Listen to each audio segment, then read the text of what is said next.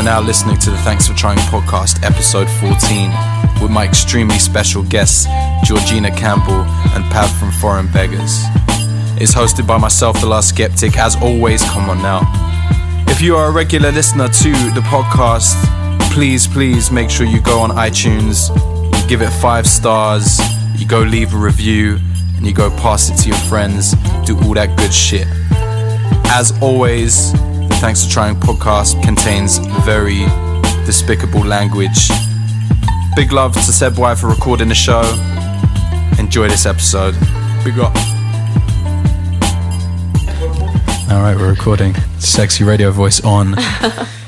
Ladies and gentlemen, welcome to episode 14 of the Thanks for Trying podcast with my very special guests, Georgina Campbell and Pav from Foreign Beggars. So I feel like we had such amazing conversation before we rolled today that I'm nervous now that's it. We've just spunked it all. That's it. It's not going to get any better than that. We kept starting to have conversations and then quickly locking it off. Yeah, I stopped. You dipped out the room for 15 minutes, left me on my own. I was like, okay, I was like, where the fuck did he go? And I was like, okay. Actually, I was like, that's strategic. I rate that. Professional. I had to, it's basically the really soft borderline between rude and strategic. Yeah. They were like, shut up, I'm leaving. Yeah. Sorry about that. But even guys. the small talk was getting sick. They were like, no. I know. That's true. Yeah. I was like, what's the most offensive thing I can talk about that I can't say on the podcast? And that didn't go very well. All right, so let me start with you, Pav. I haven't seen you in ages, in a long time. It's been a minute, man. A long fucking time. You've been in and out of the country. Yeah.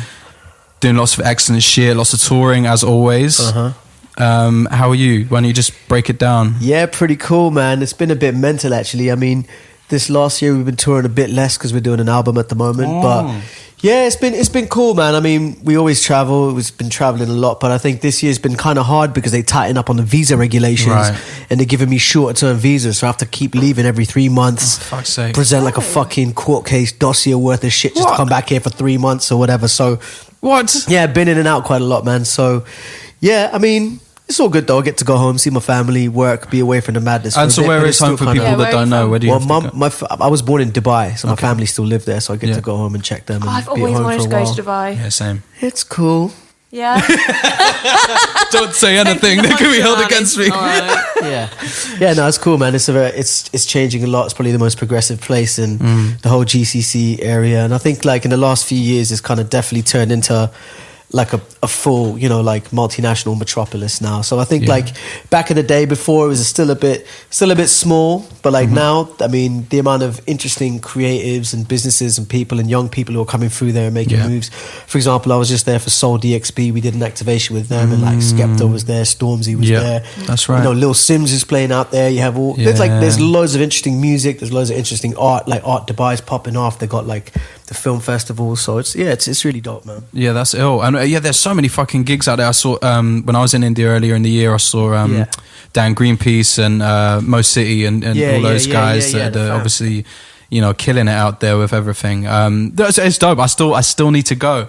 I still need to go desperately. I'm going to do that at some point. I'll to hook it DJ. up. I'll hook it up sometime. All right, let's do that. Also, I need some like sun, because the translucency levels in my skin right now are just not. Yeah, true. Do it's you not good. react well to sun though? Because you look like someone that's going to burn. You look like you're going to go red as soon as you see the sun. That's the thing. I've got like Arabic roots. I've got so I'm like a quarter Tunisian, but then like I'm a quarter like Ukrainian, Polish, all of this shit, and then like the rest of me is like a mess. A fucked up mess. Yeah. Yo, Foreign Beggars, baby. Foreign Beggars, baby. You know what I mean? It's like, trust me, it reflects in my psyche. Yeah. And but yeah, like I burn. I do burn. Yeah, it's correct. Yeah. But I tried like a sunbed for the first time this year before I went to India, because I thought, you know what, like, shit that happens when you're in a relationship. You know what? That is true. No, I just thought, you know what? I wanna go in and like try it out. Like, I'm a 2017 male. You know what I mean? I can do this I shit. don't like the fact of well, like having to. Like having to lie in it and it closing on you? It's a bit like being in a coffin. I don't like the idea of that. And there's that final destination when the girl gets stuck in it and then she burns alive. And I saw that when I was really young. And from then, I mean, I don't really need to go in a sunbed anyway. But I've always just thought I would kind of tell myself that I'm a pearl in an oyster, right? As opposed to like as opposed to incubating a coffin. Yeah. Or like, I could be a hot dog. Yeah. At least I'm cooking. You know what I mean? At least be something you like, you know? I think hot dog's a really good one. Yeah. Just slowly turn. You're like a corpse in a coffin. You know what I mean? No, Like, I think that's a beautiful analogy. Yeah. I think it's really nice. I mean, these ones, the one I go into is a stand-up one. And so you close it yourself. what, just So tell you've got yourself all the jokes in power. there? Yeah, you just That's like quite kind of good. stand up. Yeah, I just How got long do you that. have to stand Good, up that was a good for? one. I just, Said, look at me, I'm Indian. I don't know the first thing well, about I this do it shit. for like 6 minutes or something. Yeah, like, but And it just that works, like 6 minutes of it. And 6 you get minutes, like a and good yeah, well, you glow. get a little bit of a glow. All right. Yeah. And also, like, I associate it with, you know, like, I think, well, I don't need to go to the gym that day because I've sweated a bit, so that's all right. That's not how if I- anything's That's how it ever works, right? That's not how it works. If I ever did go in a sunbed, I'll be wearing a bikini, so I got the little bikini lines. That's sexy. Yeah. Anyway, so Georgina Campbell, talk to me. How are you doing? Lovely to meet you. Nice to meet you too. Pleasure. This is nice. Yeah, I'm good. I'm all right. What do you want to know? Shit, interrogation. I guess obviously a great place to start is something that knowing you were coming on, I hadn't actually seen before, but I spoke to a lot of people about, and I'd heard so much about, which obviously is Murdered by My Boyfriend, which is, you know, fucking brutal, fantastic, pretty but brutal. And like, I guess it's been a while. You won the BAFTA for it. Yeah, I did. Which is I did. exciting. Not last year, the year before now. Slowly slipping away. No. slowly still counts. slipping away. I don't even think I'm invited to the BAFTAs this year. Like, I'm dead to them now. They're over No me. way. I don't give a shit anymore. But no, yeah, it was actually, I think Murder by My Boyfriend is still on iPlayer. They've just put it back on iPlayer. Wow. They won't let it be. Leave it alone. It's done. But yeah, no, it was an amazing experience. It was pretty intense. I bet. And I just had the reaction that it's had is insane. No one really expected it because we filmed it in like 2 weeks and we had no money. I'm guessing you got a lot of feedback from people who found it not just terrifying as I did, in how real it was. Yeah. Well, it was, the writer, Regina Moriarty, she like really managed to encapsulate it all within an hour and kind of get everything in, because a lot of it's not necessarily about the physical stuff. A lot of it's also about the mental stuff, about someone going through your Facebook, going through your phone, telling you how you should dress, telling you who you should be spending time with, which I think a lot of people can relate to, even if they can't relate to being hit, although obviously people can relate to that as well. It was quite, especially when it first came out, a lot of people forget that you're not the character, Right. so like you get weird things where people, like, obviously you died in it. How were you here? People are like, oh my god, I'm so sorry that happened to you. Like, he's in prison though, right? Like, how are you doing? How's your daughter? And I'm fully like, asked you everything. Be like, yo, you're tripping, some yo. people get so into it, they just kind of seem to forget. I don't know. It's bizarre. That's so But weird. so I ended up speaking to a lot of people actually that had similar experiences, and I felt like a bit of a fraud because actually I haven't had that experience. So I kind of didn't. Well, it's acting though. You get to live it, embody, learn about it. Yeah. You know what I'm saying? Come on. You know. But also, as someone who had been through that like horrible experience, it would also be an awful thing for them to then act it out. So it's almost better for you. Yeah. You know what I mean? And it's think also so. an amazing learning experience for you to. Yeah, no, it was. to kind of do that. It was, you know, beautifully acted and very subtly in a way as well, like, and very respectfully, which is, you know, that's probably the most serious thing I'll say on this podcast. Cheers, mate. Subtly and respectfully. I'm basically trying to be like a film critic one day. Like, I hope you know. That's what I want. Practice hours. You know what I mean? But I start. So have you been? So you're auditioning at the moment. You're kind of working on next kind of thing. I'm auditioning at the moment. Excellent. Yeah, I did. I did a pilot last year for like a Superman prequel thing set on the planet Krypton. Dope. Which was cool. Which we're like waiting at the moment to see if it's going to go or not. So Wicked. fingers crossed. I mean, it's Superman. I feel like there's got to be loads of people that are going to watch it. So Yeah, like, standardly. Hopefully it's how many gonna people go. watch Superman versus Batman? I'm saying, like, Yeah, that this shouldn't have been watched. But I watched it. So wait a second, we can't brush past this BAFTA thing because you want a BAFTA. Oh, right, like yeah. Pav mentioned it a bit before, so what was that like? Just got like I lost my shit. Yeah, no, I didn't. It was really funny because before it as well, there'd been all these like articles that had come out with people being like, "Who the fuck is this girl? Like, why is she nominated?" Sick. And then it was like loads of Underdog. stuff saying, yeah, because obviously, I think that year everyone thought it was going to be Sarah Lancashire who'd Right. done Happy Valley, who's Okay. amazing in it, and she'd won the RTS award as well. So when it's like a long ceremony, it's a long ceremony, they're very and you boring, can't those drink things. during it, Oh, and come you've not on. eaten. So like it's right at the end that they do the main actor and actress. So I was just knackered, and we'd been up for another award, but we hadn't won that one. So we were all feeling really depressed, and like we just wanted a drink. And no one thought I was going to win. And then Christopher Eccleston said my name. And there's like a picture of me actually where my eyes are like fucking like bugging out of my face. Yeah, and I saw that reaction. You were like, oh what the my fuck? God. You have to get up now? I know, it was just awful. And I hadn't written a speech, and I'd spoken to my mum in the morning, and she'd had a go at me because she was like, please just write a speech, just Wow. write something. So I was like walking up to the stage like, oh my God, what am I going to say? Why did I wear this dress? Why does my hair look like this? Like, I'm actually going to be on telly. And then kind of managed to get through. I don't really know what I said. I said brilliant a lot. I Great. feel like that was the only word I could remember. So That's a good everything word. was Brilliant. brilliant. It was brilliant. I forgot to thank my family or my friends. It's fine. Yeah, whatever. Who cares? They didn't do anything. And she says that weren't shit involved in afterwards. this. They weren't involved in this. Thing. But then when I came off, I actually I have anxiety, so I Yeah. suffer from anxiety. So I had a full-blown panic attack, but I had to like keep going, and I didn't want anyone to know, and no one that I knew was around me. Yeah. So it started with like profuse sweating, Bless you. profuse sweating, and then my heart started going, and I started Yeah. not being able to breathe, and then we had to do this photo at the end where everyone lines up, and Royce, bless him, was like. Everyone had started kind of leaving the auditorium. So Royce had come forward and he could see me on the stage, and I looked grey and I was hyperventilating, and he was like, just calm down. Just leave the stage. Just Yeah. calm Oh, down. bless. So I sat with him and it kind of calmed down. And then the rest of the night was great. But it definitely Wow. wasn't like... I'm just so surprised they didn't tell you beforehand. Wow. Like I always assumed that The people who win, they kind Yeah, of they- know. they know. But I think the thing is that people who win normally do know, because I feel like you normally know who's going to win, so Right. that's why they come up and have like Unless really you're polished unless you're like a speeches newbie. Yeah. and like so I think it was quite an odd situation actually that I did end up winning. Or maybe somebody should have got fired for not giving you the memo. And you've just come back from India. I have just come back from India. Yeah, Great. I was like, who are you Yes. talking to, bro? Yeah, that's it. all of us. So what? How long were you out there for? I was out there for a week. Only a week. Yeah, I just went on holiday. I'm gonna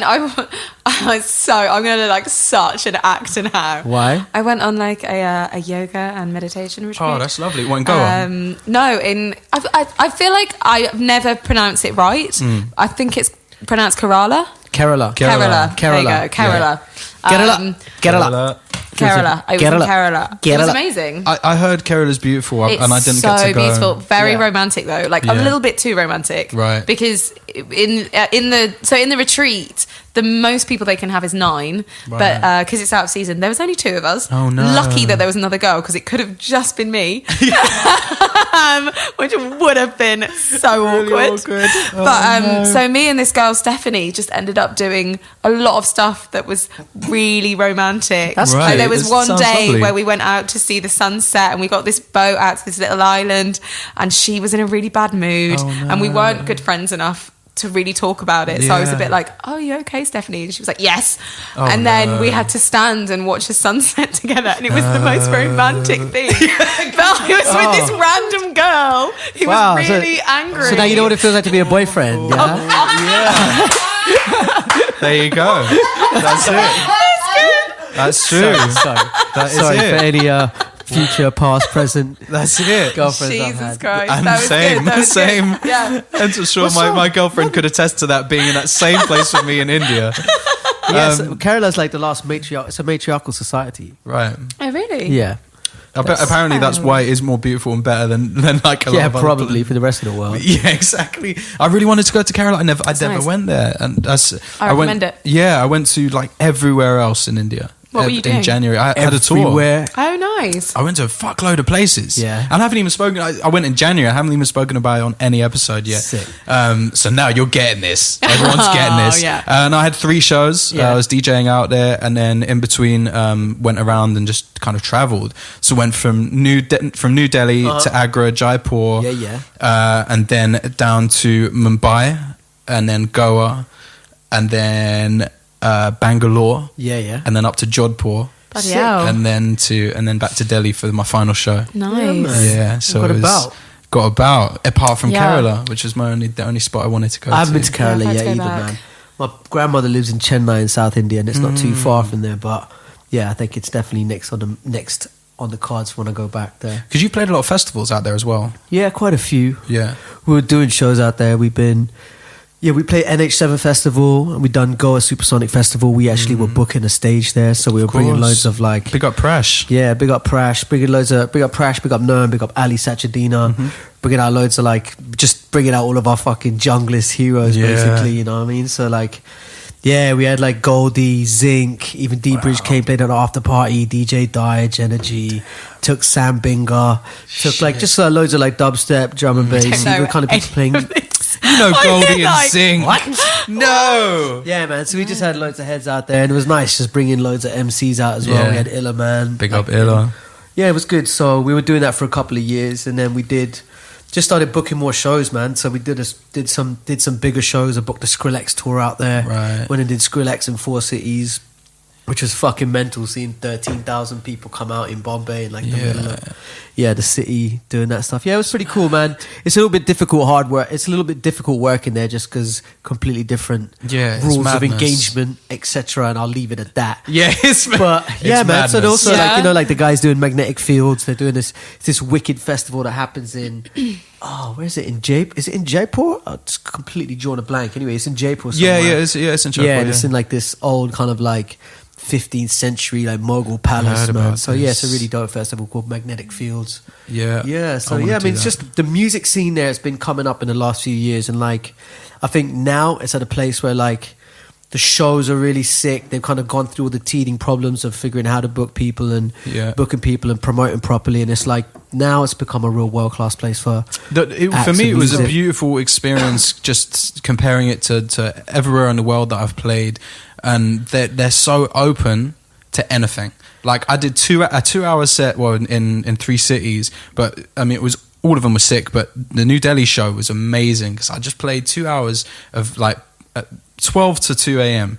of my beats, like that. You know, you can play in a club, but I couldn't play in Visions, or I couldn't play in wherever here. Yeah, because no one would be. I don't know this song. Well, I can't dance to this. Also people are just really excited for new shit, like, and bass. Because also like with the censorship laws there, and you know what I'm saying, so everything has been so top down, just give you the most base common denominator shit. So there's always been a really strong penchant for underground. Like if you look at the metal scene there, for example, hardcore death metal scene is massive, and there's sick bands. Really? But I think that's interesting. I wouldn't have thought that. Yeah, because I think like they're given so much cheesy bullshit from the top, and the censorship laws are so strong, so that there's like this real kind of like, you know, like fervorance for the underground shit. So people care about that stuff, and I think because it's difficult for art. I mean, just because of the currency and stuff like that, it's been difficult for artists doing relatively well. Like say, for example, if you want to book Kate Trinata out there a couple of years ago, do you know what I mean? Kate Trinata fee here, you wouldn't be able to really pay him the right type of fee. So it's like they really do appreciate people coming and bringing all that, you know, new underground shit that they wouldn't necessarily have exposure to. Of course, and it was such a lovely experience to go and like play. I played like new grime, I played new everything. Yeah, man, they're on it. They just want to party, man. They just want to party. It was sick. Yeah, they want to hit dope beats and fucking get down, dude, man. Oh, bro, it was sick. I did like a cypher with Desi Hip Hop. Oh yeah. Like DJ, like the Desi Hip Hop. Bro, the huge rap scene is popping the fuck off now, man, it was crazy. I had like 5 rappers from Mumbai, and like they all just rapped over my beats while I was DJing for them, and they filmed it all. Cool. It was just really sick. It's really dope because like the underground hip hop scene there isn't the privileged kids. It's like because like the first side of hip hop that really kind of caught on there was the breakdancing shit, you know, because that kind of fully transcends any language barrier shit. and it was all the kids from the slums and the hoods who were getting into breakdancing and forming crews and starting battles and going and doing that shit. And then it's all those kids who have picked up the rap music, not like like the privileged kids who've got MTV at home and shit. So I mean, India's a really, the spectrum is really large. I'm saying the middle class is really, is really wide. So like, I mean, obviously there's the rich people, the 1% over there, and then there's the poor people. But then the middle class is actually really grown. So like, it's the difference between middle class people is also quite big. But it's really dope that the rap scene is fully from the streets, and all the artists who are coming through, they've kind of like. Like the concept of hip hop and originality and the way we felt it when we were growing up in the early 90s. That's the feeling that they're bringing to it, and very collaborative as well. Which is nice. So they're not fully mimicking just like whatever hot trap shit that's going on. They're actually like they found it. It's like their wild style errors. You know what I mean? Like, and there's a rapper I linked called Nazy, who's Nazy's the G man. Like, Divine's the G man. He's the homie man. Like just they're just. Yeah. Everyone I met was so cool, and like just the place is a very magic. I'm so sure you experienced this as well. Like that it's just a very magical and a very different kind. Yeah, there's a really cool energy being there. Like I would definitely like to go to more places, but it definitely has got like an energy. Did you experience the cows in the road? That was my favorite. How could you thing. not, bro? They have more right to fucking be there than you do, cuz. They experience you on the road, fam. Yo, don't get it twisted, G. Chlorine in the road. Yeah. It's true. I mean, I actually didn't, but I did. Well, where I was for the meditation, it was like they burnt cow shit. Yeah. So it was like a fire meditation in the morning and the evening where they burn cow shit and you just inhale it up. Smells great, actually. I'm like, honestly, it smells pretty damn good. I was loving it. But but then on the last day, the guy Rakesh who does the retreat out there was like, you know what's really good? If you take the ash and you just mix it with some honey and eat it. And I was like, you telling me to eat cow shit? Rakesh. He's pushing it. I don't know. He's like, I know what you're doing here, mate. He's like, okay, he's just playing with me now. He's like, you English people, I got a really bit for you. Exactly. They'll do anything I tell them. And he was like, and then like rub it all over your face, and that'll like really help your face. It's just great. Yeah. He got like the special ash that he's the blessed one that he's selling you. It's only £20 for this one in this bottle here. I did think the whole time, because he did this, like he spoke really like slowly and quietly, and was very spiritual.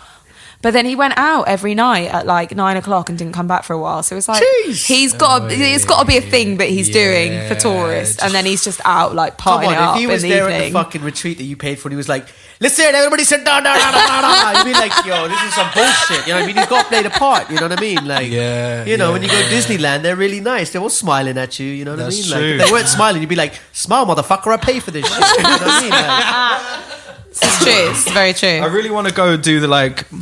I think one of the last places which isn't, where you can do a super legit fucking out of everything fucking retreat is in Peru, where you go and do the ayahuasca in the middle of nowhere with a shaman. Yeah. What's that? Is that the thing where you take the stuff that makes you see things? Yeah. Like, seriously. You deal with your but like I've heard that people like vomit and shit themselves. But that's the thing.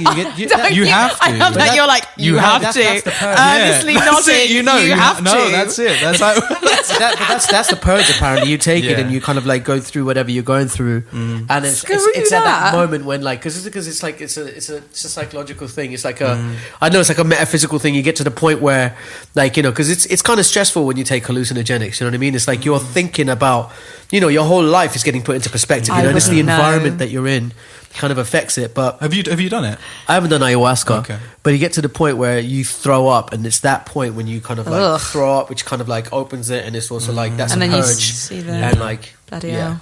That's what I think it's going to be like. Anyway, I ain't done it yet. But I've done a lot of research. I've done a lot of research. So yeah, I've read into it, but I'm not. I don't think I'm mentally strong enough. Not yet, man. But when the time, when something like that, it has to present itself to you in life. You know what I mean? Unless if you feel like, yo, this is something I want to go do, and you go and do it, that's fine. But also, certain situations will kind of crop up, and then they'll lead you to there if that's where you need to go. You know what I'm saying? I agree. I've heard that there's this thing at the moment that's in fashion in London where you have a bit of frog frog poison, and then it makes you throw up. Jeez. What, will you lick the back of a frog or something? I don't think no one said that.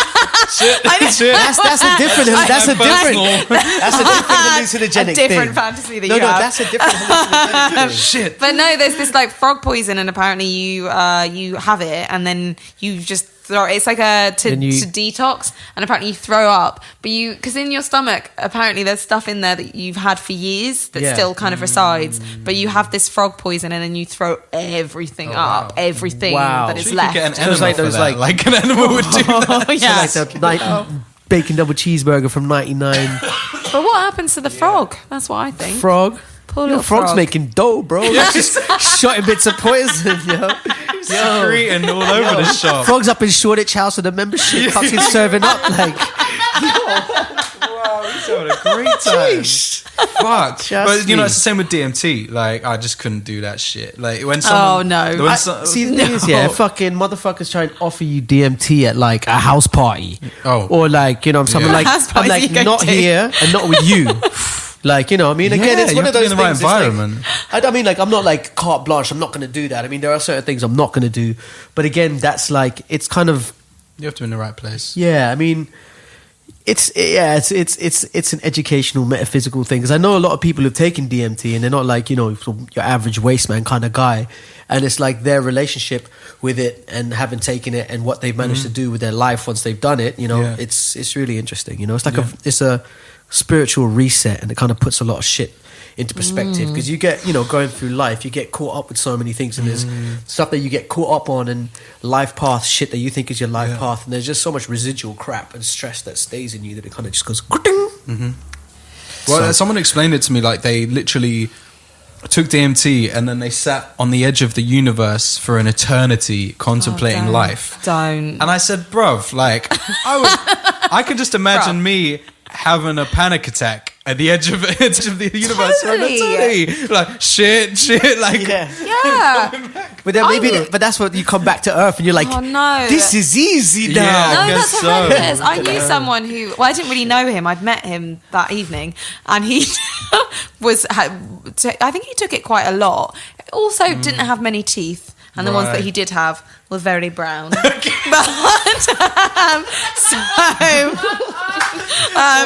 But he was telling me that he'd taken DM. Is it DMT?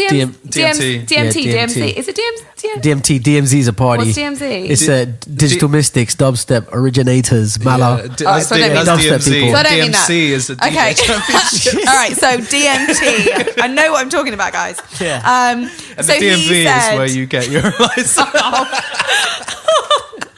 So he said that he'd taken it and that he'd gone to heaven and lived in heaven for like a year. Yeah. And then he'd come back and it had been like 20 minutes. Yeah. That's a bit intense. Yeah, I don't know if completely that's flips okay. up. Yeah, time, huge. Cheers. Yeah, no, like time is shrunk. Some I don't people like go that. for like 3 to 5 minutes, but they feel like they've been gone for a long time.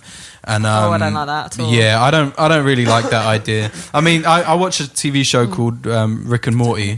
So Oh my God, I love that show. I started watching it yesterday. It's so good. It's the best, It's right? so good. So there's It's an so episode. funny. This is like there's an episode. This is a very small section of the episode. It's not giving it away for you, and I'm guessing you, Georgina, you've seen it.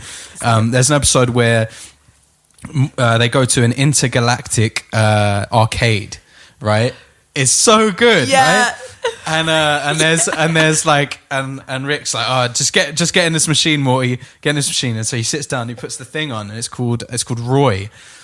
And he just sits down, puts this thing on, and he wakes up and he's a baby. And then he lives an entire life as this man called Roy until and then he gets cancer, and then he gets better, and he's an old man, and then he falls off a ladder and he dies, and he wakes up and he goes, oh, where's my wife? Where am I? And he'd lived like, and it goes 55 years. You survived 55 years. Wow. And I was like, what? Wow. Yeah, and That's crazy. that's why That's I kind imagine. of it. Yeah, I can't imagine. Yeah, it's not for me. I can't.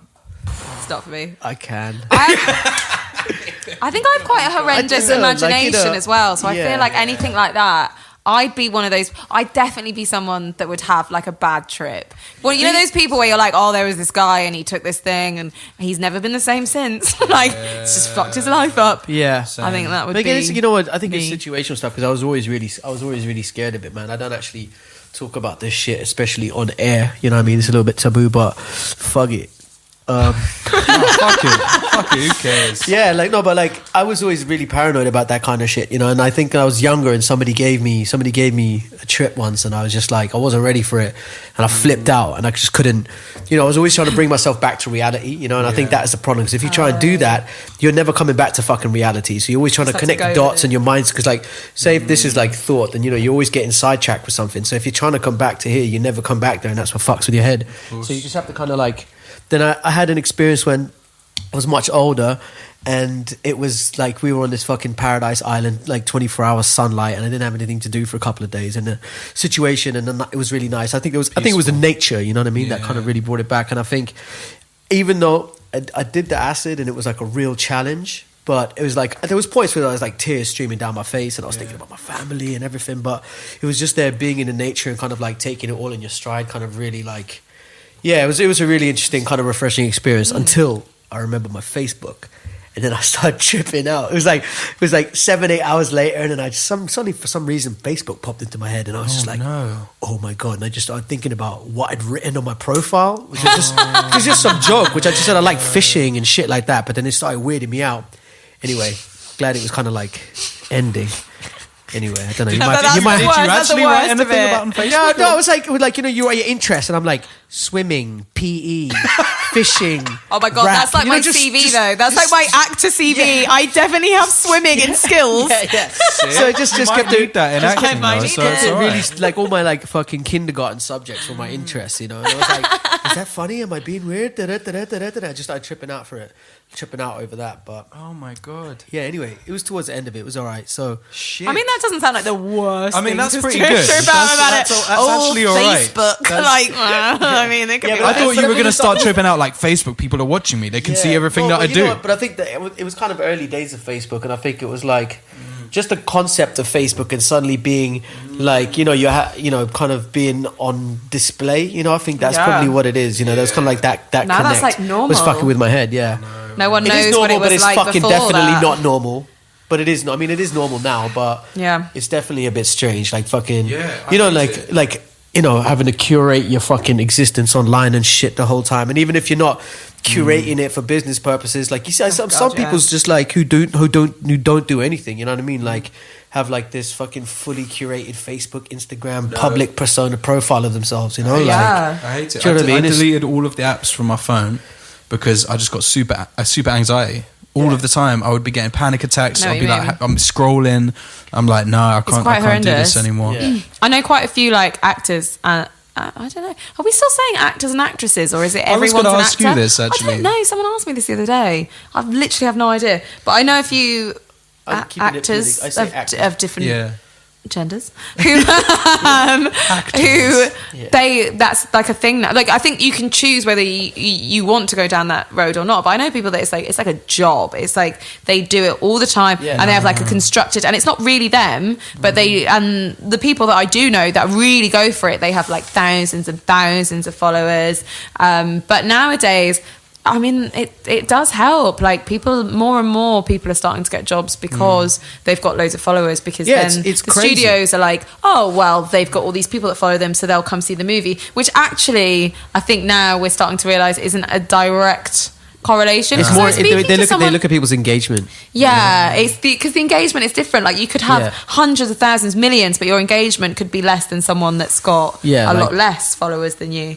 I almost just got to the stage now where I just don't want those jobs if that's what they're judging me on. Well, exactly. Why would you want that job? Yeah, because it's not. Because the people that are the job, it just means that the job isn't going to be particularly good. Because if that's what you're worrying about, if your main worry is, I need to get people into the screening or to listen to this music because they've got a lot of followers because they've got this. They're not thinking about the content. Exactly. Yeah, but that's getting it's weird. overlooked. It's a balancing act because you have to play the game. Do you know what I'm saying? Yeah. It's like you know what I mean. I love putting vinyls out and fucking tapes and CDs and shit. But it's like, you know, if you're not going to put your shit out on MP3, people aren't going to buy it. You know, it's just a format of communication. But then I look at people I respect, like Tom York or James Blake or even Damon Albarn or people like that who just don't really do it. Dude, when it really, really, really comes down to it, it's down to the fucking whatever it is you're doing, your product. So I mean, it's like, you know, it's your art that's the main thing, or your profession. You know, if you're a great actor, Definitely. fuck Twitter. Do you know what I'm saying? If you're an amazing musician, do you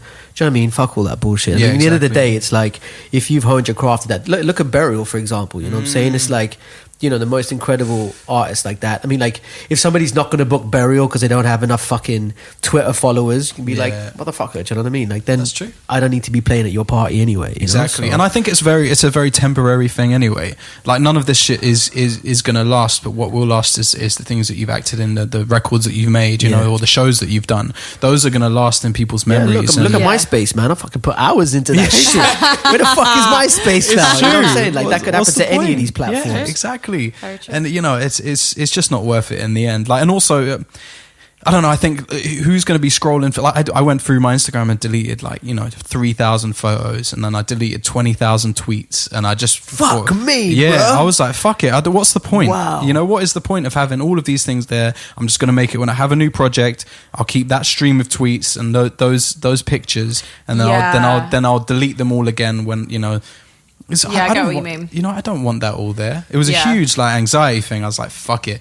You know, we're all gonna die one day. I don't want this all. I don't want this all here. You know what I mean? It's weird because things like we weren't born into that shit either. You know what I mean? Like, there's loads of people coming out now. That's absolutely normal. That's life. That's life. But also because you are the younger generation. Yeah. You're the spokesperson at this table. Yes. So how do you feel? Do you feel like you? Do you feel like a millennial? Are you rejecting it? Like. I wouldn't say I'm not completely rejecting it. I have that stuff, but I mean, I like the idea of like Facebook is good because it keeps you connected to people that you know are abroad, or you know it's easier to kind of find people and do that sort of thing.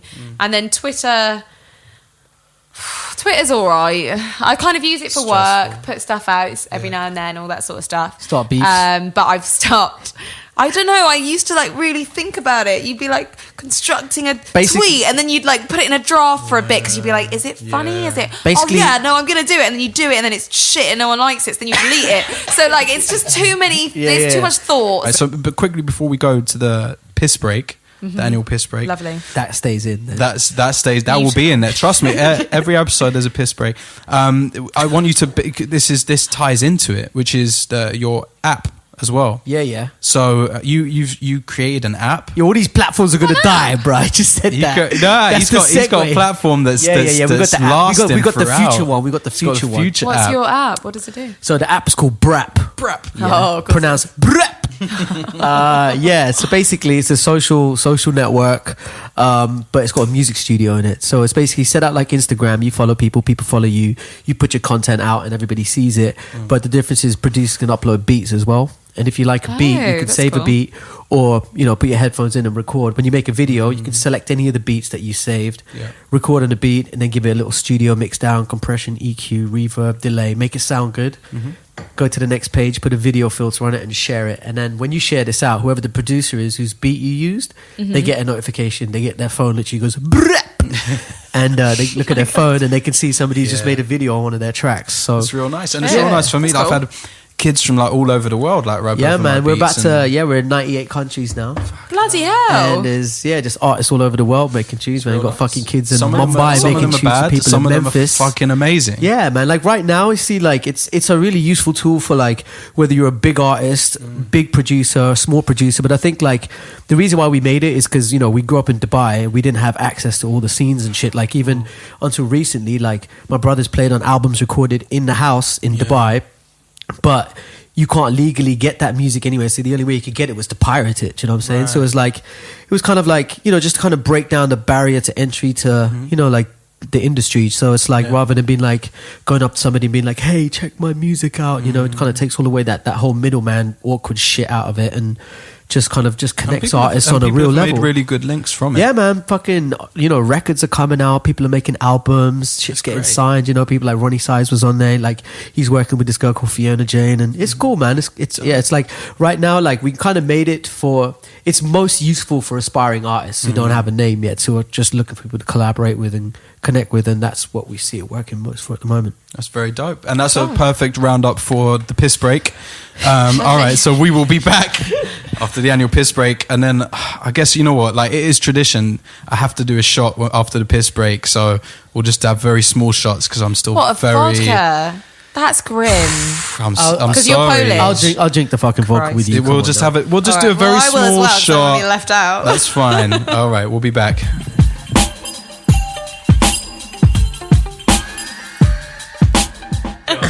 You drink whatever you can manage, Gross. and then that's fine.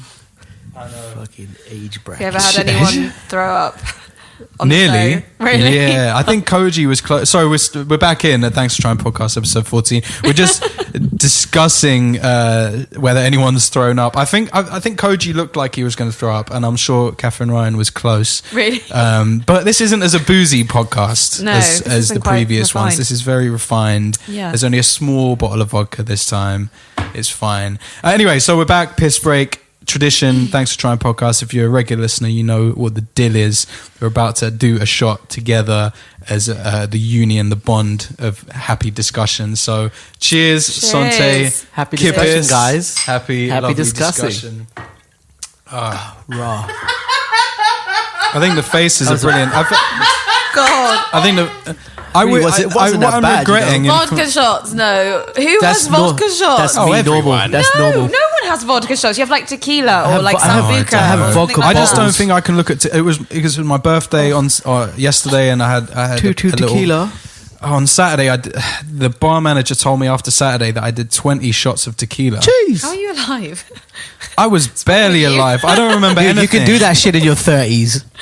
It was Fucking like age bracket. was not. The next day was not funny. I can have a liter of vodka and be okay. If I haven't like. Do you know what's really funny is earlier What? you were saying something about, when we were listening to that stuff in the early 90s, and all I thought was, that's when I was born. Yo.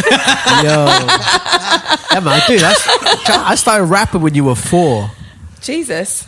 Oh no. That's quite... That's crazy. So wait, what year were you born? 92. 92. Okay. Dang, yo. 92. I was listening to Pantera 92.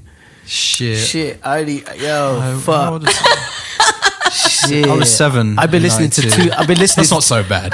That's not too bad. I was listening to Too Spice bad. Girls in Yeah. 92. Shit. No, they weren't out in 92. Yo, I'd been listening to Two Live Crew for 2 years already.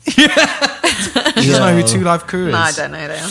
But that you're okay. That's fine. That I'm okay with you not knowing who Okay, Two Live cool. Crew I'm is. okay with it as well. So wait. What do you bump on the daily? What's your go-to listening? You know, I'm sure you've had this question plenty of times. What are you listening to? Like, the cheeky face. What's that? What am I? My music taste is pretty suspect. Okay. Miley Cyrus. I love no, I don't. I really like Stormzy. I also like an artist who I've started listening to recently called Tom Spite, Okay. who is like a singer-songwriter. Okay. And I'm gonna check I him don't out. know. Now It's on the spot. Is very I like difficult. Drake. I fucking love Drake. Who doesn't love Drake? Fucking love Drake. Drake is all Meek Mill. about Drake. Meek Mill. But you know, he probably loves him on the slide too. Yeah, I listen. I love Drake, and it's a very I do, and it's also a very easy get out as a DJ. So Yeah. no matter where wherever I'm playing, No, I'm not going to do requests, but then play a Drake song. I'll play a Drake. Like I'll play a Drake song. Drake. Like, Be like, yeah, because I decided I was going to play that tune. also, yeah, exactly. Yeah. But also, I if play you know it for you're myself. losing them, and you're I love that, you're losing them. or whatever, then you just go, oh, I'll play like Blem or whatever from the new album, and Yeah, yeah.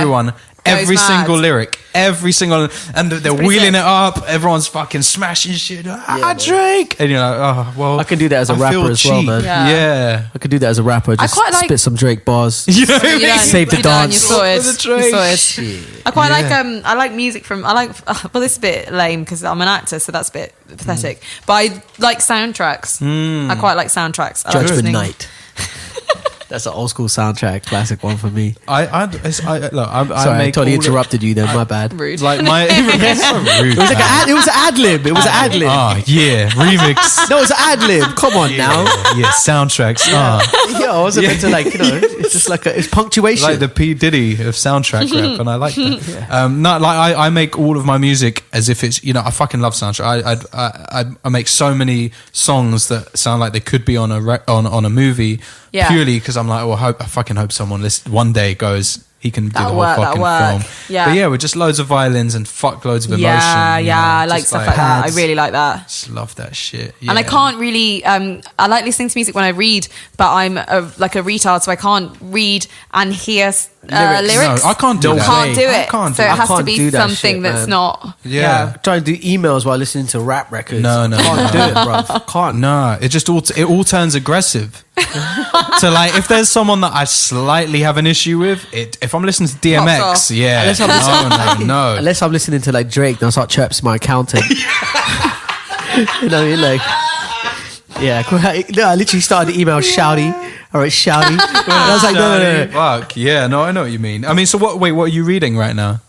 Right now, I actually, at the moment, I'm in between books. I just finished reading East of Eden, Okay. which is amazing, John Okay. Steinbeck, and I just actually got a tattoo because of that book. What does the tattoo say? You know what? I think I fucking picked up that book recently. And Oh it's sitting in my house. god, you have to read it. Yeah. It's like the most amazing book I've ever. Like it's Boom. my favorite book. Yeah. Like I mean, it's Yeah, like it's my with a favorite fucking book. tattoo. Yeah. So wait, it's- what's the tattoo say for it's- all the people? It says Tim Shell. Tim Shaw. Okay, go on. Which is so in the book it kind of they reference the word a lot, and the book is basically about Cain and Abel, and also a little bit about Adam and Eve, but mostly about Cain and Abel, and it's kind of about human choice and choosing between being good or being evil. And in the English version of the Bible, of the story of Cain and Abel, after Cain has killed Abel, God says, "Thou shan't sin." But in the Hebrew version, they use the word timshel, which means thou mayest sin.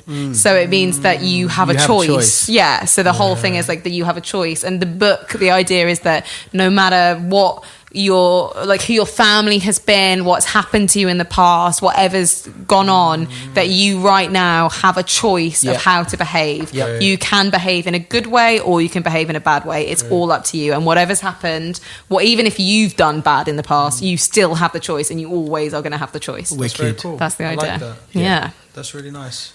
Cheers. That's just okay, cool. What was it? What So book? I'm gonna get that.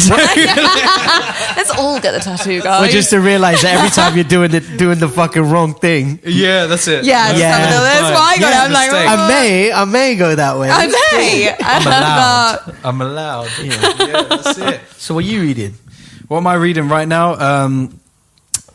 I've forgotten the fucking title of it, but it's the guy that wrote Life of Pi, and it's his new book. I think it's something like The Hills of Portugal or something like that. It's his other one that he wrote, and it's fucking very interesting book.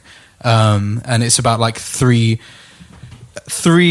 people in three different like epochs of history, all chasing the same kind of strand, the same story, like looking for the same thing, and all like losing love. And it's a very interesting book. cool. And I'm only on the first third of it at the moment. So, Yeah. but yeah, it's very interesting. But before that, I read The Circle. Oh my god, which I love was that book. Such a good fucking I book. love that book. It's like horrendous. It's so you have to. It's is it? so real. It's a very very near future of a dystopian future about a totalitarian regime that comes out of a social network. Wow. Yeah. Sounds fucking It's real. It's so real. It's a really good apparently book. they made it into a film with Emma which Watson. apparently is awful. I've heard the reviews are very bad. The thing is, I'll take it. I fucking Don't love worry. Emma Watson. I love Emma Watson. She's so smart. She's so cool, and I feel like everything she's doing at the moment politically, she's just a brilliant figure. Like I really do love her. No, hey, she came to a gig I did once, and I was like, you know, it was a rave. I do love Emma Watson. This was back in the day. Want to say. David Schwimmer came to one of my shows. No, Really? I didn't see him. I only heard he was there. They were like, "Yeah, he's here." He's here. I was That's like, "Where is crazy. he?" I kept going around the club. They're like, "Yeah, he was just here." I was like, "Ah." So I don't know. If Oh he was my there, but I think he God. was there. It was a mad show actually because it was a Camden crawl. I'm not trying to show off or anything, or whatever. Yeah. But No, they go booked us to ahead. open for Amy Winehouse, and it was in this small pub, sick. and it was like a pub for about 150 people. And it was like, yeah, it was fucking sick. And everyone That's was like, cool. "Yo, David Schwimmer's here." And I was like, "Where? I can't Shit. see him. It's small." Anyway, and you would see David Schwimmer. yeah, for real, man. Because there's a kebab shop. Come back to that. Like, we're going to come back to the circle. There's a kebab shop called Best Kebab. Yeah, bruv, I went there for the first time a little while ago. It's and I was actually like, is this really the best? And then all the customers like scoffing at me, and I was like, all right, okay, it's the best, it's the best. It is pretty fucking good. Yeah. I'm not going to lie. It's really good. I got the whole story about it, the fact that they don't buy the public doner, they make their own doner meat in the They place. and all of that sculpt stuff. it. That's nice. They sculpt Yeah, it yeah. like in Ghost. Yeah. Weird image. Oh, wow. They sculpt the doner. Yeah. When it comes out, they look like one of the pillars from the Acropolis, like perfectly taped. Jesus. Yeah, so what were we talking about? But David Schwimmer's on the wall there, having gotten a kebab. He'd been there, so I rate He's him good. for that. Aren't they doing a new series of Friends? I really hope not. I always hated Friends. I heard something about it What they called yesterday. old ass No? friends. No. Just people just sit there and don't say shit. It was Just an white Instagram people. thing, but obviously Customers. fake news. Who knows? Who fucking knows I mean, anymore? I hope so.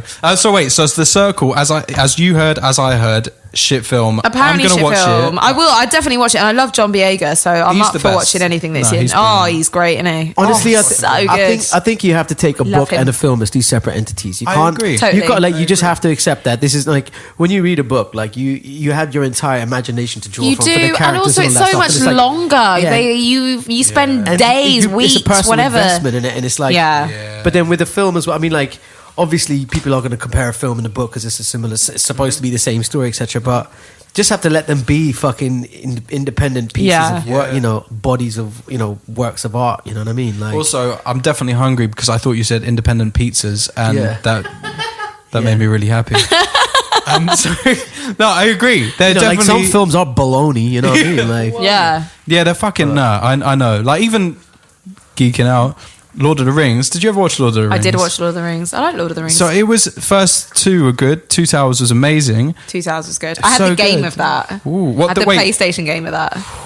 I'm sure that was really good. Actually, It was a fucking great game. fuck. Yeah, It was a good game. I mean, it was an amazing film, but the third one was shit. So, but the whole Yeah, books and then were The amazing. Hobbit. Oh, Yeah. come on! 3 films out of one tiny I'm book. sorry to draw for like a cheesy one, but like if you look at remember The Beach that came out? Yeah. The Beach is a film. That It's a book sick is film. so good. And the book is a fucking wicked book. But if you read the Yeah. book, you're obviously going to get disappointed with the film. But I mean, I Yeah. thought like Yeah. even when you take a book like Perfume, you know what I mean? If you read Perfume, I haven't, but I liked the film. yeah, but I mean it's a wicked film. But I Yeah. mean like the book is a fucking this iconic piece of literature. Do you know what I mean? So it's like you're obviously going to get disappointed by the film. But I fucking did it the other way around with fucking Clockwork Orange. I watched the film first because the film is Insane. incredible. It's but then so good. Still never seen it. Can Yeah, you believe it? but What? Watch that film? As a cinephile, But then I've still never but seen I it. read the Such a book good film. I read the book recently, and the book is. I haven't watched the film and then Yeah. read the book. The book is sick as Is well. it? The book is Yeah. written in the language, isn't it? Yeah, that so they it's like it speak in uses the all of film? this. It has its own kind of like glossary of Yeah. slang terms and shit. Yeah, it's a sick. Both of them are. Kubrick. Yeah, I've Yeah, not read sick. the book. But that's Kubrick though, so Yeah. you know. Yeah, It's Yeah. fucking insane. But mad Philip K. Dick fucking films come out looking amazing, man. Do you So, know what I mean? and They're also doing a that's- series. and with you're- Philip and K. you're Dick, in and it. I'm in You're it. in it. What? In it. Guys, Shut I'm the in fuck it. up! No way. that was the best segue you could have ever have done without knowing. That was sick. Dude, he's one of my I'm in favorite it. authors, Raggo, man. Listen to Yeah. all that Foreign Beggars sci-fi lyrics, Yeah. Totally in bro. it. Come on. So wait, so you're in this? Oh, I'm in it. I am in it. I don't know at all what I'm meant to say. I kind of forgot. The thing is, I'm a very, very, very small part in it, but it's just a sick show. It's going to be so good. What's it called? You allowed to say? Well, no, I mean, I don't know if I can say that my I can say specific what's episode. publicly out there that I read. Yeah. Which is that it's a Channel 4 thing. Yeah, it is. It's going to be like a 10-part series. Jeez. Each episode's going to be different. Bryan Cranston's the producer. Yeah. Sick. Yeah, no, it's really, really cool. It's going to be really cool. Wow. I'm excited. And that's all finished. You've finished shooting that. Yeah, I'm a really small part in it, so I just kind of come in and out. I was so happy to be part of it. Like it was cool. And David Farr is the director of the episode that I did, who did The Night Manager, and he's really cool. Yeah. That was a great segue, man. Yeah, well done. Take my job, man. That's sick. That's dope. That was on my list to talk to you about. And so you're also you can and can't say, but you dipped. You showing your face in King Arthur, the new film. My face is in there. My face is in there. You jumped in there. You You're like, will yeah, see what up? my face in it. Like then you leave. You're like, what up, King Arthur? That's sick. That's very dope. Yeah, it's cool. I mean, it's. I think it'll be. I'm really like keen to see what the reviews are like, because I saw it the other day actually for the first time, and it's one of those films where like we filmed it and then it was meant to come out and they cancelled when it was meant to come out and they did reshoots. Sounds like a rap album. And then they were gonna bring it out again in IMAX, and then again they didn't. They did more reshoots. Right. So More it's been hip-hop. 2 years since we actually filmed it. Oh shit, wow. Yeah, so it's a lot has happened. Actually, even in my career, like that was before the BAFTA, that was before everything. So that was a while ago. And then so now it's really changed a lot, and a lot of the material in it is new. But it's cool. Like it's got that Guy Ritchie stamp on it. Like you watch it and it's like the music's cool, the shots are beautiful, the way it's edited is so sharp. Yeah, it's cool. And Charlie Hunnam is just so hot. It's just ridiculous. He's so good looking. It's great. Did you get to meet him? I did meet him. Great. I did meet him, and he's really lovely. And has a girlfriend that he's been together with for like 11 years. So he's like a lovely, hot guy with a great girlfriend. And Jude Law is amazing in it. And I was so excited to meet Jude Law, because it was the first film, first time meeting like a big celebrity. And even after the BAFTAs. but it was a TV BAFTAs, when the film BAFTAs. This is Jude Law. Like this is Wait, who serious presented shit. your award? It must have been someone. Christopher Eccleston. Oh, come on. He's not Jude Law. Like let's just Jude Law. sorry. Jude Law is a big deal. Fair. But then I met him. And then I had that thing of like when you realise that everyone's a person, and that Jude Law's actually just a person. And we sat in a car park waiting to do a scene, chatting, bit bored. But you do get that realisation of like Jude Law is great, but I was like, oh, you're a person. You're just a person. He's not Jude Law anymore. He's just Jude. Yeah, he's just Big Jude. J. Fucking- Jay. No, I feel that. You know what? Like, I've had plenty of experiences of meeting people that I'm a huge fan of. Yeah. And there's certain people that you're like, they are fucking lovely. And those are the ones that I'd actually talk about and think that they're fucking brilliant. And one of them was like Danny McBride, who is, to me, is one of the funniest He's hilarious. men in the universe. And like, I went on set of this in Carolina for a HBO show called Vice Principals, which is a really fucking amazing show. My friend Georgia May King, she was in it. She played she's an English actress. And I just went down to see her, and I wasn't sure if I would meet Danny McBride or not, and I was like, it's cool, even if I meet him, just try and be cool. And then it turns out I go to this bar, and Danny's there, and he comes up to me, he's like, hey, so you're Georgia's friend, you're a DJ, come sit down. And we end up all having dinner, like me, Georgia, his wife, like everyone, and he's just the loveliest guy. We end up just drinking tequila all night and like sharing fucking queso together and like fucking just chatting all this madness. And then like it was just a very surreal experience with a guy that is my absolute fucking hero, a Don. Like, you see that when you meet people like that, they've got a real like lost for life. Do you know what I mean? Exactly. And it's like, they're not jaded by all of that. Because if you get, you can get jaded by certain things, but if you don't appreciate the important things in life, which is meeting people and sharing experiences, you start to like not appreciate the life that you have as much. So Precisely. Imagine how gassed he is on his fucking existence because of his humility. Exactly. I love that. Don't get gassed. Don't get gassed. Because there are many people like that. Many musicians that I know you've met. A fuck ton of rappers and a fuck ton of DJs that are so gassed on themselves when they realize they're on a conveyor belt. Yeah. And in 6 months, 5 years, no one will give a fuck who they are anyway. Or even meet people who are gassed and they haven't even done shit yet. That's true. That's very true. Fake it till you make it, I guess, in some senses. But I guess so. I don't know about too many concepts here. Yeah, different degrees of waste, men. But shit. Yeah, we've all met a lot of them. But I think that there's a thing in this industry that I like to think that it is. I said it briefly off air to you guys before we started recording, and it's about finding the people that you can tell have a real passion for whatever creative industry they're in, and just like holding them close and going, oh, you're cool, you're kind of one of the good ones, and no matter what era we work together in or hang out in, I know you're kind of cool, and you realize that man. It's long game, man. Long game. Yeah. You want to be fucking acting in movies at like 50 years old and like fucking rapping on tunes or running shit at 50 years old. It doesn't, that's why you had to correct yourself in the rapping.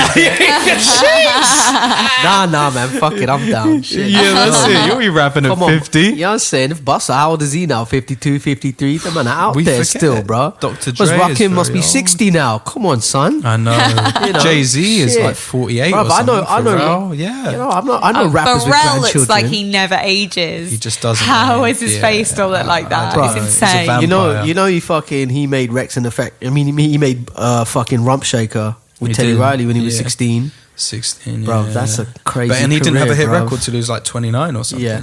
Then he just Hadoukened them after that. He just killed everybody. I just Pharrell is such an inspirational figure. Just to see that he just at every level just kills it. Yeah, it's insane. It's pretty cool. Is there people in the acting world that you look at and you think that is a person whose career I want to follow? I love, and it's really awkward. It's really awkward now because I love Olivia Colman, and I've always loved Olivia Colman. And I did a show with her called The Flowers, which was great. And I didn't actually get to see her that much, but every time I did see her, I haven't had that this much, but I would just get like really like shell shocked, and I didn't know what to say, and she'd be saying stuff and chatting like a normal person, then I'd be like I just didn't know what to do with myself. So obviously she thought I was a bit weird, so we didn't speak that much. And then I did Broadchurch with Olivia again, and everyone was like, you and Olivia, you've already worked together, like you guys must be best mates. And I was there like definitely not. And then the same thing happened when we did Broadchurch, but it was worse because we had so many scenes together, and then the more that it started happening, the more I got weird about it, and then obviously the more weird she obviously must have thought I was. So by the end of it, I'd still love Olivia Colman, but I feel like we may never be friends. I feel like she may think that I'm a nutcase. So wait, how do you hold it down in a situation where you actually have the cameras on and you have to go? Camera's fine. You're good. As soon as the camera's on, it doesn't matter, because then you're in character and everything's set out and you know what you're doing. But then it's like, the camera stops and then it's but on Broadchurch it was a funny one. Like I really loved it because it's such a great show and I really wanted to be a part of it, but because it was so cut up, the way that we filmed it was like block by block. So we filmed it in order, which means that normally when you film you kind of get given a slot through the way that they what's it called? Schedule it. The way they schedule it. Yeah. So you'll usually end up doing like, if it's a 5-month shoot, then maybe you'll do a month and you'll be in for that month. Yeah. But because it was in order, it was like coming in and out and in and out and in and out for 5 months. So you just end up kind of never really getting to know anyone that well because you're not staying for that long. Right. So it ended up being quite an odd job, and most of the people on the job as well knew each other because they'd done it for years. So it's a bit like being the new kid at school and never getting enough time to actually kind of inject yourself and make friends. Yeah, at this age, like you feel like that should be over by now, but yeah. It's walking into a situation where everyone is pals is always a fucking difficult situation. Yeah, I hate that shit. And I can go one of two ways. One where either like I'm just steal everybody's friends. Yeah, that's it. Where either I go super like, hey everybody, I'm here, let's go. And I'm just like, that guy, that's my boy. And you just go in and just fucking like make a total dick of yourself, but just fully own it. Yeah. Like at a house when I go to a house party on my ones, and I'm like. And then by 20 minutes in, everyone's like, that's that guy. Like, totally. But then there's 50% of the time, I'm like, I'm a shell. Like, I'm just in a shell. And I'm just like, I'm quite like that as well. Yeah. You've got, like, every now and then I'll have my bursts of, like, going for it. But then if you're in a period it's bad when you go and, you're trying, you're in the zone and you're being that guy and you're still getting the cold shoulder. Yes. Like, I'm never like, fuck this part. That was that guy. Oh, that's that guy over there. Yeah. That was that guy that tried to be friends with us. Yeah. You'll be gone soon. Oh, shit. Yeah. Like, to me, it's a very interesting process to watch. Like, being on not many but a few sets, and I was on a set last week that I can't even talk about. I'll tell you in a minute. That is just really exciting. But even just being there and watching some stuff happen, which is a different world to what me and Pav do. I've hardly been on any sets ever in my life, man. That surprises me with you. I mean, I've been on the set of Dallas in the 80s. Yeah, I was what? I was in Southwark. I passed through Dallas. Two passed through. How? I was in shit. Come on, you said it. You're on Dallas. Yo, let me be. I'm gonna break some shit down. I never fucking taken public ever in my life. This is amazing. 2-2 before the rap career. Yeah, I was a figure skater. This is nonsense. No, this is bullshit. No, bruv, come on. Bullshit. Google me, bitch. Yo, listen. I got my first silver medal. So cool. In Hong Kong in '87. No, I don't believe it. Yeah, I don't believe it. So I think it was '88. Yeah, Dallas. Yeah, man. We're from Dubai, man. Our team was called Desert Blades, bro. Trust me. Anyway, this is Dallas shocking. An ice skating competition. This is shocking. And then my parents were like, "We're gonna go Southwark. We're gonna go," because like Dallas was big on TV at that time. Then we have to go. So got the invitation. Went to Southwark. Met J.R. Ewing. Oh my god. 2-2s. I don't even know if it was J.R. Some dude just said howdy. And my uncle was like, "Yo, say howdy, it's J.R." And I was like, "Howdy, J.R. Howdy." Yeah. So anyway, but aside from from '88 Southwark, I haven't been on many fucking film sets in my life. So you got to take me. We're moving on from that, fam. The nimble dexterity of a skater. Wow. Out here, man. I got footwork. That's the first time dexterity's ever been said on 14 episodes. That was... Wow. Yeah, shit. Oh, wow. I'm shocked. I just let that off publicly, man. I mean, it's beautiful. That's such a wonderful... man. Different lives, man. Orifice Vulgatron. Different lives of Orifice Vulgatron. That's true. I think that's probably what fucking gave birth to Orifice Vulgatron, as some kind of fucking... Yeah. Let me break out of this fucking tutu one time. Tutus and break out of the spandex. Oh, yeah, I guess I can't deal with it. For me, it's normal. I'm like, what was the catering like? Yeah, it was good, man. Catering was good, Joe. You know what I'm saying? Western Hotel, Dallas, we had options, you know what I'm saying? For me, I was like, they didn't have McDonald's in Dubai at that time, so I was like... McDonald's, course, Plus there was this restaurant called Zucchini. It was banging, man. KT was on point, bro. McDonald's and Zucchini, bloody hell, you were spoiled. Yeah. So what? I mean, the main reason I like going on to friends who are actors and their sets is for the catering. Yeah. That's the main reason I go on set and see all these wonderful people and see things happening, because it does take time watching these things, be filmed but the catering. You know what? Certain tours have the sick catering as well. True. Like I went to see a friend of mine. A friend of mine is really close to the drummer from Pretenders, and we'd see one of their shows at it's like a Mott the Hoople show at the O2 Centre, and the catering was pretty banging there. But like we went on tour with the Prodigy, and they had like a fucking catering bus that came with them. So they had like the 5-star gourmet meals every day, every show. And I was like, that was banging, and it wasn't just for them; it was for the entire crew. Do you know what I'm saying? So it's like that's cool. certain perks in the music industry. My friend went on but tour you need with to get to that JLS. And he said JLS shipped a dim sum chef with them. Jeez, So they had just dim sum on tap. I love crazy. that. Like that's amazing. crazy. You toured with Skrillex as well in America, right? Yeah. And what was the catering like on that? catering was banging, but I guess it was more local catering there. Do you know what I'm Okay. saying? So it's like, because the crew's been touring there for a long time. So every city they go to, they know that this is the spot where we're getting the course. food. So we didn't take Yeah. catering with us as such. We had Okay. a certain amount of food on the rider, but there wasn't a truck following us around with the food. So, but I mean, Well, I guess in American America, food every is time you a- go to a town, there is like the spot that you have to eat at. You So they have were like, to. they chose that as the option. And So how many dates were in the Skrillex tour?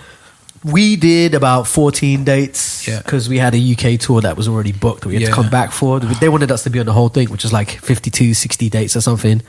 But we'd already booked that, so we couldn't buy off the UK tour. Although kind of it was like coming back from fucking tour bus upon New tour York, bus I upon know. arena, come back, yo. We're That in must have fucking, been so much fun. we're playing in some pub somewhere. It was like, yo, we should have just stayed on that fucking tour, bro. I remember the first show was the Gulliest. We came back and like we had this show in Bristol and we'd never played in this place called the Fleece before. Yeah. Hold tight to people who run the Fleece, Yeah. nothing personal to you guys. I played there recently. Yeah, so but we coming back after like fucking playing like big stadium in Houston. Yeah. 2-2s now. We're at the Fleece. Yeah. And they gave us a table about this big for the decks. Oh. Yeah, it was like it was a bit. But that is the But, reality. but fuck it, man. It's real life. I don't It's- give it's like for real me. life. I don't give a fuck if there's 10 people in the room or 10,000 people, and it's like gotta give it all. there was a point. You can be disappointed or whatever. But I think for me, I find it more of a challenge when there's less people there. Because you have to really put the work in, and also there's Yep. that kind of thing like you feel a bit insecure about the fact that the place hasn't rammed out and what have you. Yes, So it's like yes. but at the same time, it's like I'm here Yes. doing exactly what I fucking love. Get on stage. What you have to do, go on, dude. Your job is to get up there, fucking rap, have a good time, and engage with Yeah, people. So I'm like, exactly. for me, it's like, because even every show that we do, as much as a show is, it's still a rehearsal for the next show. So it's Exactly. like, get up, have a good time, fucking connect with people. People have actually come out to fucking see you. This is And your those life. 10 you know what I people mean? Like, might be those bruv, I 10 don't- people that talk about your bruv, shit you next. never know what the fuck one connection with somebody is going to do, man. You know what I'm saying? It's like, and if you set it out that this is shit. What the fuck? It's not going to be amazing. There's no way it's going to be amazing. You're And going to it step out there and devalues it's them. going to be shit. Do you know what I mean? Like, it devalues the 10 people that are there. Yeah, it devalues everything, man. Fuck it. We're here. No, I'm a great believer in that, man. But I also deeply believe. There wasn't 10 people at the Fleece when we played the show. Okay, good. Just had to say. I had a sick show Of course at it the was Fleece. Rambo, but Yeah, no, but I know exactly what you mean. But also, I don't know if this is the same or making the link to smaller sets to the bigger stuff that you've done. But like when I play smaller shows, I'm so nervous. And if I play like the biggest show I've done was like Seagate Festival, 70,000 people, and I wasn't nervous. Yeah. But the tiny little ones, or whether it's 100 people, 50 people, or UK rap shows of 20 people, Yeah. I'm shitting it. I can't deal with it. because thing is like everyone's there, everyone's cynical, everyone's like but then like also the fact that there's not so many people in the room is that everybody notices everybody, so everyone kind of Yeah. becomes much more like conscious of themselves. So it's like, but the thing is, I feel like motherfuckers have come out to the show, so they're ready to have a good time. So it's like, no matter if it takes 1 track or 10 tracks, just fucking keep going until they come out, and then That's true. they'll have a good time in the end. And do you ever get nervous on set? I do get nervous on set. Yeah, 100%. But I think it's actually the opposite. So on things that I've done, like when I did King Arthur, because that was massive. That's the biggest thing I've ever done. Huge amount of crew, huge sets. It was at Leavesden Studio where they do like Harry Potter and Fantastic Beasts and Jungle Book and all that crap. So all the big stuff.